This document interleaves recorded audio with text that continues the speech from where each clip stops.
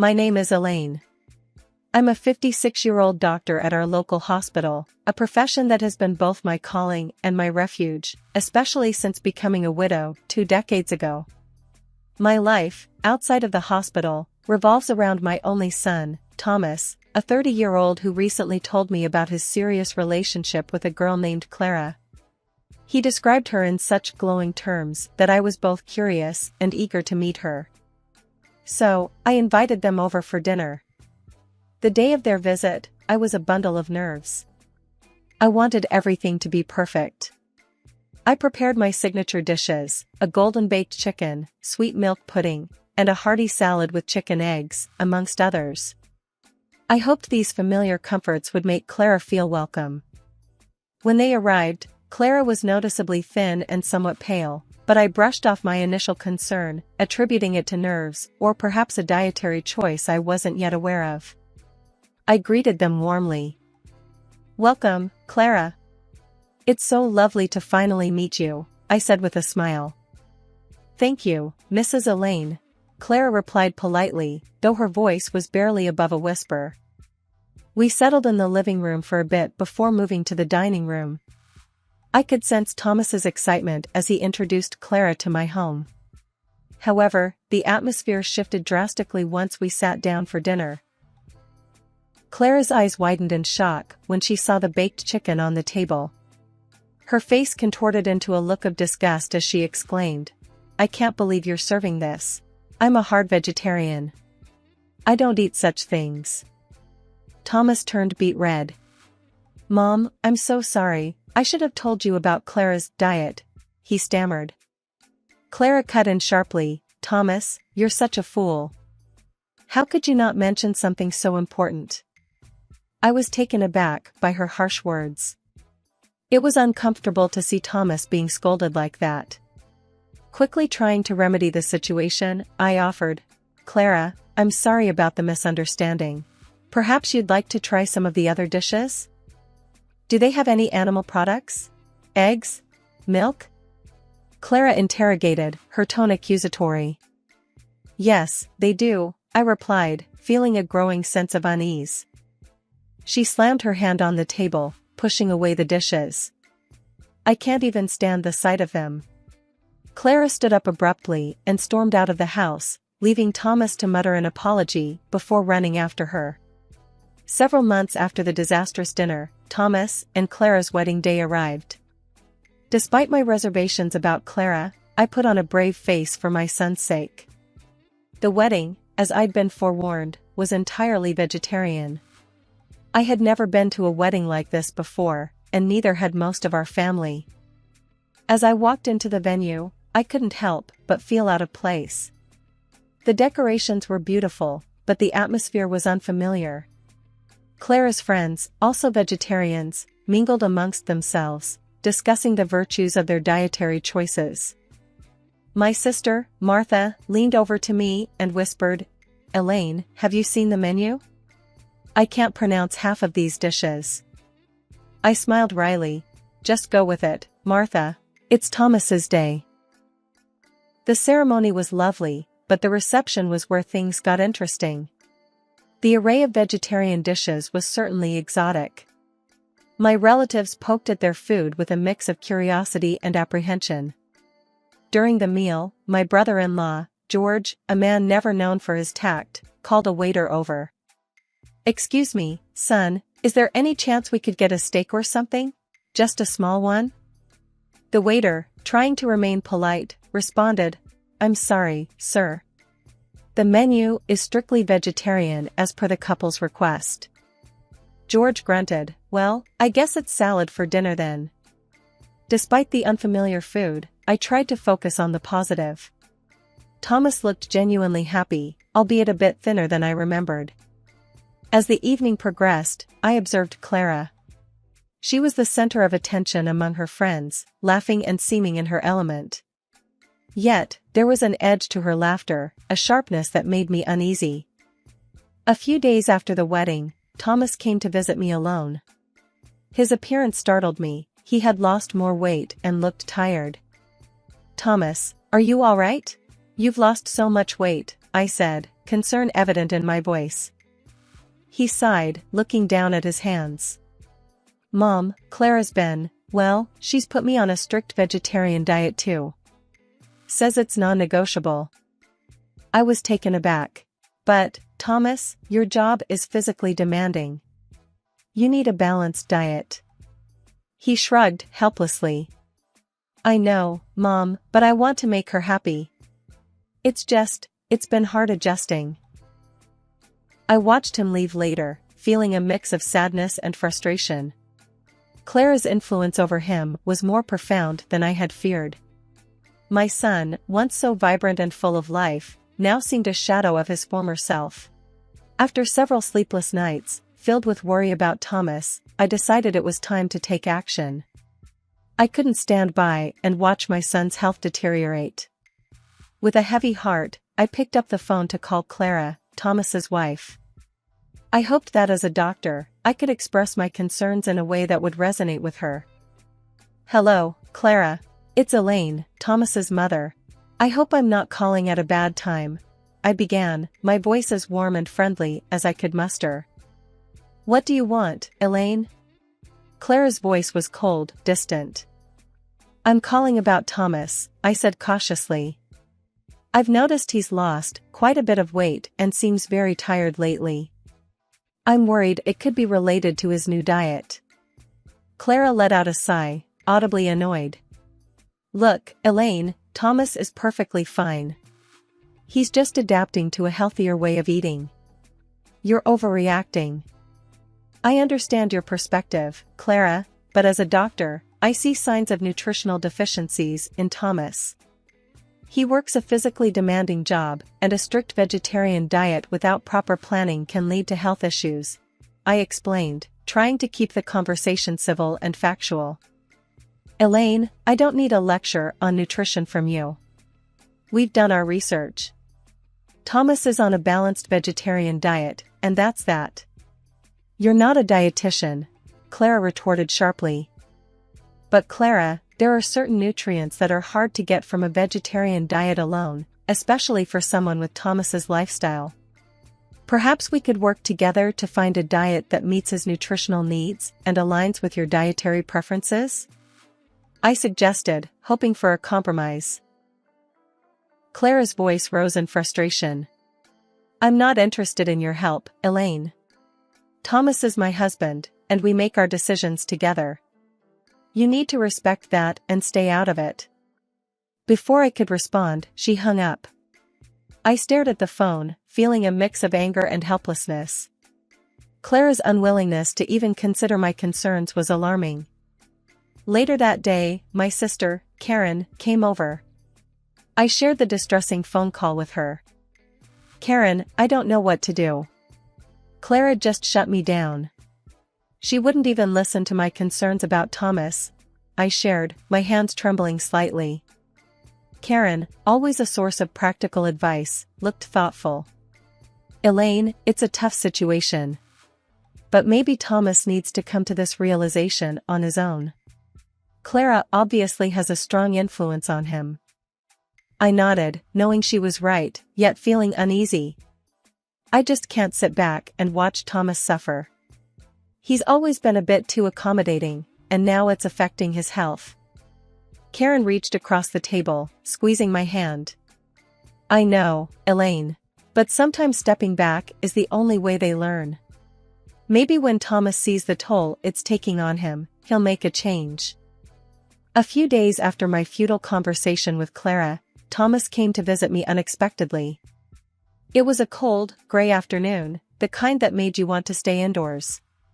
When I opened the door, the sight of him took my breath away. He looked nothing like the son I knew. His face was drawn and pale, his eyes lacking their usual spark. But it was the scratches on his face that alarmed me the most. Thomas, what happened to you? I exclaimed, ushering him inside. He avoided my gaze, a sign that he was uncomfortable. It's nothing, Mom, just a little argument with Clara. I led him to the living room, my mind racing with worry. Argument? Thomas, she scratched your face. This is serious. He finally looked at me, his eyes weary. I know, Mom. I don't know what to do anymore. I fetched my first aid kit and began treating his scratches gently. Tell me what happened, Thomas. You know you can talk to me.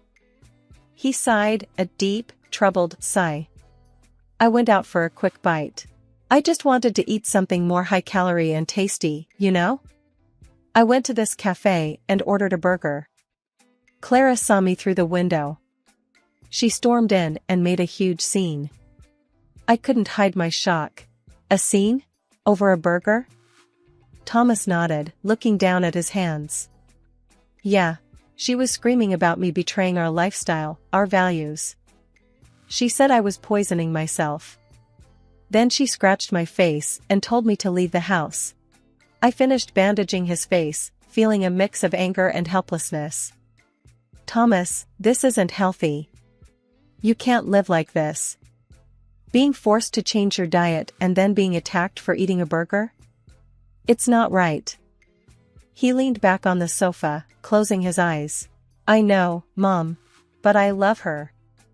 I thought I could make this work. I sat beside him, my heart aching for my son. Love shouldn't be this hard, Thomas. It shouldn't hurt like this. We sat in silence for a while, the only sound the ticking of the clock on the wall. Finally, Thomas spoke up. I think I'll stay here tonight, if that's okay. I just need some time to think. Of course, you can stay as long as you need, I replied, trying to offer him a comforting smile. That evening, as I cooked dinner, I kept glancing at Thomas, who was sitting at the kitchen table, lost in thought. I prepared a simple, hearty meal, roast chicken, mashed potatoes, and steamed vegetables. The kind of food I knew he loved. As we ate, I tried to lighten the mood. Remember when you were a kid, and you wouldn't eat anything but chicken nuggets for a week? Thomas managed a small smile. Yeah, I was a picky eater. But I always loved your cooking, Mom. I reached across the table, squeezing his hand. You're always welcome here, Thomas. You're my son, and I just want you to be happy and healthy. He squeezed back, a glimmer of the old Thomas in his eyes. Thanks, Mom. I really needed this. The next couple of weeks passed in a blur of worry and sleepless nights. Then, one ordinary Thursday, my world was rocked by a phone call that every parent dreads. It was the hospital. Mrs. Parker, your son Thomas was brought in this morning. He's been in an accident, the voice on the other end said, calm yet impersonal. My heart skipped a beat. Is he all right? What happened? I asked, trying to keep my voice steady. He's stable now, but he lost consciousness at the wheel. He's lucky, the injuries aren't serious. You can come and see him, the caller replied. I hurried to the hospital, my mind racing with 1,000 fears. When I arrived, I saw Thomas lying in a hospital bed, looking even more pale and thin than before. Thomas, oh my God, are you all right? I gasped, rushing to his side. He managed a weak smile. I'm okay, Mom. Just a bit shaken up. A doctor I knew, Dr. Simmons, came into the room. Elaine, we've given him a thorough checkup. Physically, he's fine, just a few bruises. But his blood tests show signs of malnourishment. It seems he fainted due to low blood sugar. I turned to Thomas, my worry turning into anger. Malnourishment? Thomas, is this because of your diet? Thomas avoided my gaze, nodding slightly. I guess I haven't been eating properly. Clara's been so strict about the diet. I turned to Dr. Simmons. Can we make sure he gets a proper meal here? Something substantial? Of course, Elaine. We'll take care of him, Dr. Simmons assured me. I sat by Thomas's bed, holding his hand. Thomas, this has to stop. You could have been killed. All because of this diet. Thomas sighed, a look of resignation on his face. I know, Mom. I just wanted to make Clara happy. But not at the cost of your health, Thomas. This isn't just about food, it's about control. She can't dictate what you eat to this extent, I said, my voice firm but filled with concern. He looked away, his eyes filling with tears. I love her, Mom. I thought love was about compromises. Compromises, yes. But not like this. Not when it puts you in danger, I replied, squeezing his hand.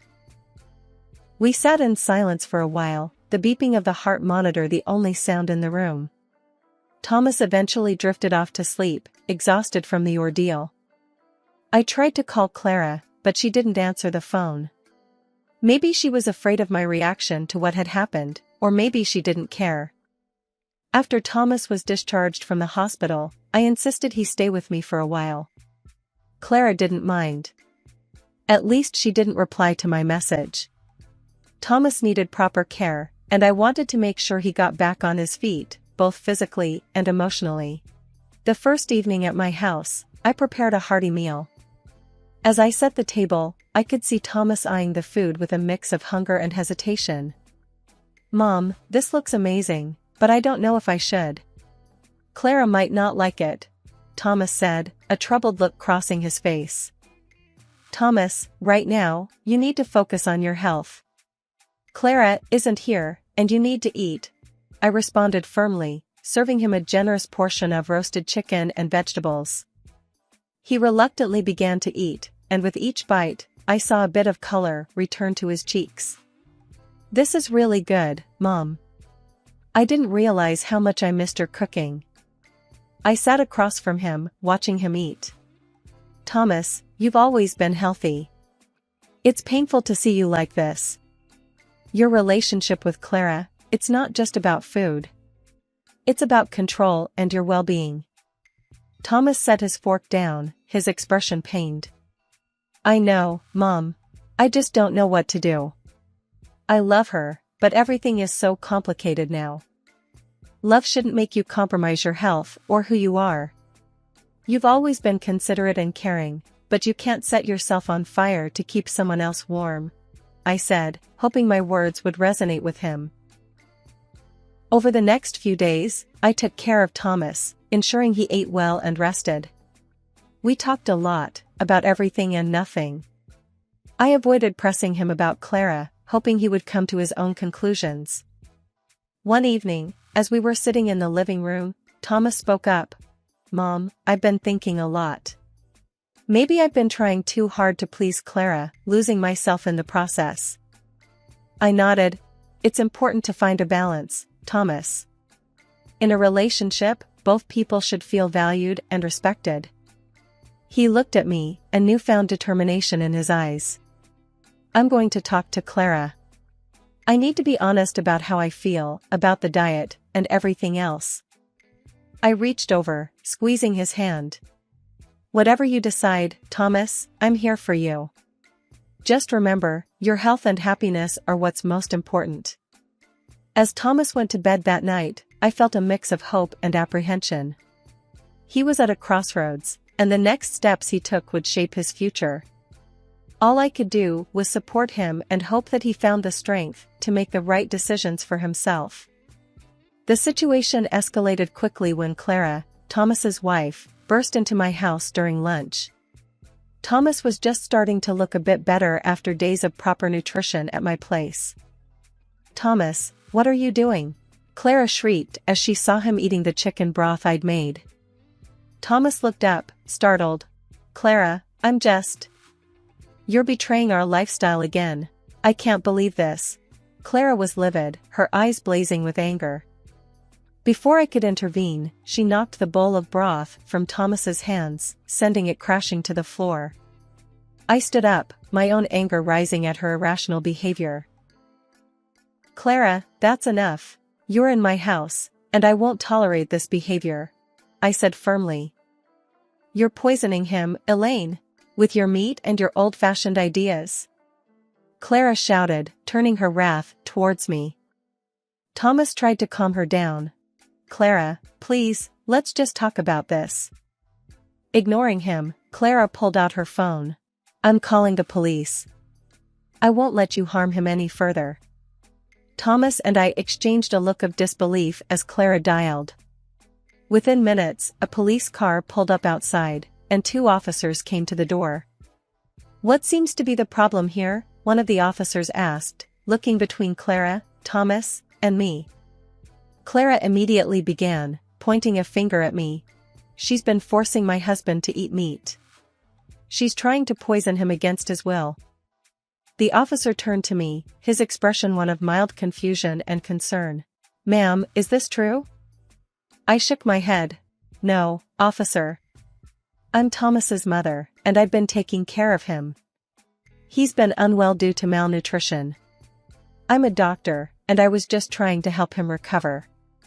Thomas spoke up, his voice weak but steady. "It's true, officers. I've been staying with my mom for a few days to get my health back." I went to my kitchen counter and picked up a hospital report.